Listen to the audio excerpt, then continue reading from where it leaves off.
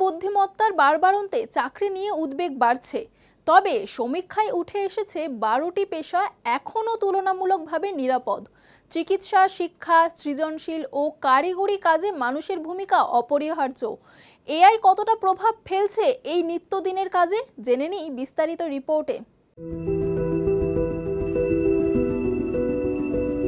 কর্মক্ষেত্রে দ্রুত বাড়ছে কৃত্রিম বুদ্ধিমত্তার ব্যবহার। এই পরিস্থিতিতে চাকরি টিকে থাকবে কি না তা নিয়ে উদ্বেগ বাড়ছে। সাম্প্রতিক এক বিশ্লেষণে মার্কিন এআই সংস্থা অ্যানথ্রোপিক তাদের large language model cloud AI এর মাধ্যমে বিভিন্ন পেশার উপর এআই এর প্রভাব খতিয়ে দেখেছে।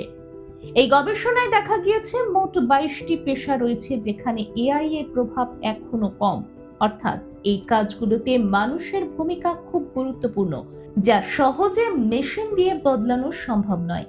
বিশেষ করে যেসব পেশায় মানবিক অনুভূতি, বাস্তব অভিজ্ঞতা এবং জটিল সিদ্ধান্ত নেওয়ার প্রয়োজন হয়, সেগুলো এখনো নিরাপদ বলে মনে করা হচ্ছে। চিকিৎসক, সেবিকা, মনোরোগ বিশেষজ্ঞ, বিচারক এবং শিক্ষক এই ধরনের পেশায় মানুষের উপস্থিতি অপরিহার্য। রোগীর চিকিৎসা বা মানসিক সহায়তা দেওয়ার ক্ষেত্রে সহানুভূতি ও বাস্তব বিচারবোধ দরকার, যা এআই এখনো পুরোপুরি করতে পারেনি। একইভাবে শল্য চিকিৎসা বা জরুরি পরিষেবার মতো কাজে তাৎক্ষণিক সিদ্ধান্ত নেওয়ার ক্ষমতা মানুষেরই বেশি কার্যকর।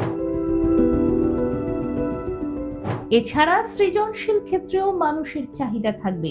লেখক, শিল্পী, সঙ্গীত শিল্পী, অভিনেতা বা চিত্রগ্রাহকের মতো পেশায় নতুন ভাবনা ও সৃষ্টিশীলতা প্রয়োজন, যা এআই সীমিতভাবে করতে পারে।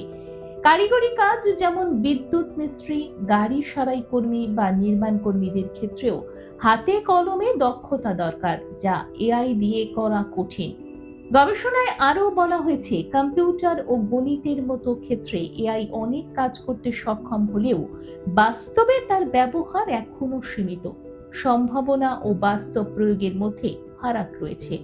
বিশেষজ্ঞদের মতে ভবিষ্যতে এআই এর ব্যবহার আরো বাড়বে, তবে সব কাজ দখল করে নেবে না, বরং অনেক ক্ষেত্রে মানুষ ও এআই একসঙ্গে কাজ করবে।